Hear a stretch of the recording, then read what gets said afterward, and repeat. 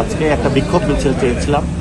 সেই বিক্ষোভ মিছিল যখন আমরা ঘোষণা করেছিলাম, এরপরেই আবার ছাত্রদল, যুবদল তারাও সেখানে অস্ত্রশস্ত্র নিয়ে মহড়া দিয়েছে। সংস্কার বাস্তবায়ন, গণভোটের রায় বাস্তবায়নের জন্য আমরা পুরো বাংলাদেশের মানুষের কাছে যাচ্ছি, মানুষের সাথে কথা বলার জন্য গিয়েছি। গতকালকে হবিগঞ্জে আমরা মানুষের সাথে কথা বলেছি, আলোচনা করেছি। যখন বের হব সেই সময় আমাদের উপরে হত্যা চেষ্টা করা হয় এবং বিএনপির ডিকে গাউসের যারা অনুসারী রয়েছে তারা আমাদের উপরে চেইন, হকি স্টিক, রামদা দিয়া হলো আঘাত করে। তো সেখানে আপনারা দেখেছেন সাজ্জিদ সালামকে নির্মমভাবে আহত করা হয়েছে।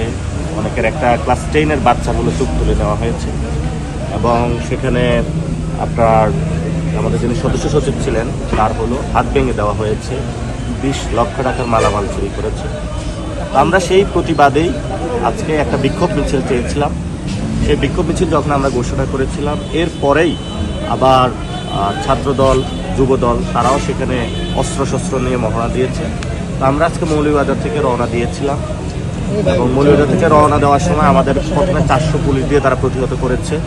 আমরা সেই ব্যারিকেড ভেঙেছি। বালু ট্রাক্টর রাস্তায় বিজিবি বিভিন্নভাবে আমাদেরকে হ্যারাসমেন্ট করেছে। আমরা রাস্তায় বসেছিলাম। এখনও আমাদের পিছনে ছাত্রদলের প্রায় 1000 লোক সন্ত্রাসী অবস্থান করছে, যাদের হাতে রামদা, কুড়াল, দেশি অস্ত্রশস্ত্র আছে। আমাদের গতকালকে যাদেরকে আহত করা হয়েছে তাদের জন্য আমরা আজকে একটা মামলা করেছি। দেশে দেশে সবার সাথে দ্য নিউজ।